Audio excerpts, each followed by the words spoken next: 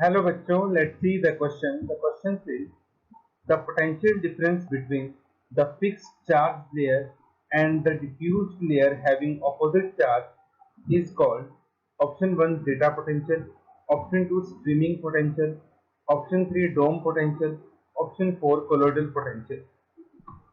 तो हमें भी ये बताना है कि ऑपोजिट चार्ज लेयर के बीच में जो पोटेंशियल बनता है उसको हम क्या कहते हैं. So first of all, we will write down the key concept, and key concept is baptization. In this process,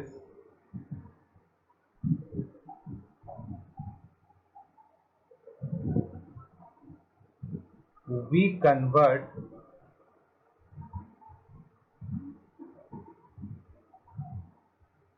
fresh prepared precipitate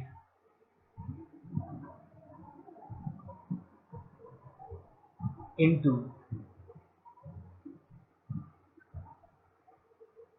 colloidal particles by adding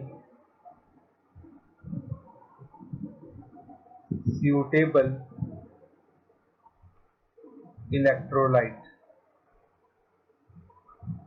suitable electrolyte add करके हम फ्रेशली प्रिपेयर्ड प्रेसिपिटेट को convert करते हैं colloidal particles के अंदर. अब देखिए इस प्रोसेस में होता क्या है. जैसे हम यहाँ पे एग्जांपल ले लेते हैं कि हमने AgNO3 प्लस KI को आपस में मिक्स कर दिया और यहाँ पे जो हमारे पास AgNO3 है वो हमने थोड़ा सा एक्सेस में ले लिया. तो हमारे पास क्या बनेगा, AgI प्लस KNO3. यहाँ पे जो AgI है इसके हमारे पास क्या बनेंगे, प्रेसिपिटेट बनेंगे. ठीक, अब ये जो प्रेसिपिटेट यहाँ पे बनते हैं, इन प्रेसिपिटेट को हमें क्या करना होता है, कोलोइडल पार्टिकल्स में कन्वर्ट करना होता है. तो जैसे सपोज कीजिए हमने ये कंटेनर ले लिया, इस कंटेनर में हमने AgNO3 ऐड कर दिया और साथ में KI ऐड कर दी.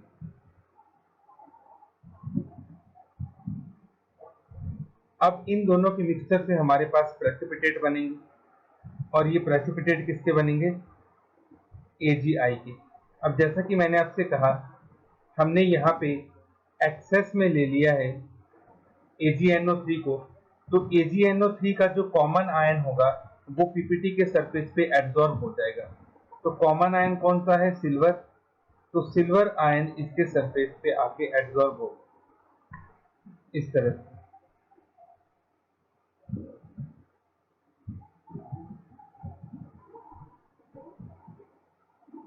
ठीक है, ये हमारे पास हो गया.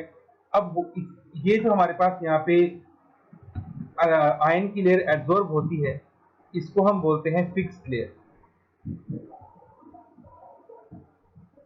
अब ये जो दूसरा आयन यहाँ पे प्रेजेंट होता है जैसे कि NO3 है, ये NO3 माइनस इसके सराउंडिंग में एक और लेयर बना देगा इस तरह से.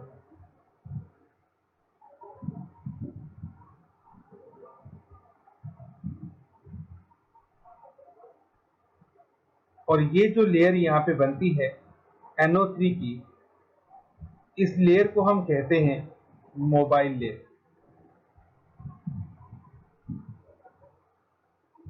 इन दोनों लेयर पे ऑपोजिट चार्ज होता है जिसकी वजह से इन दोनों लेयर्स के बीच में एक पोटेंशियल क्रिएट होता है और उस पोटेंशियल को हम कहते हैं जेटा पोटेंशियल.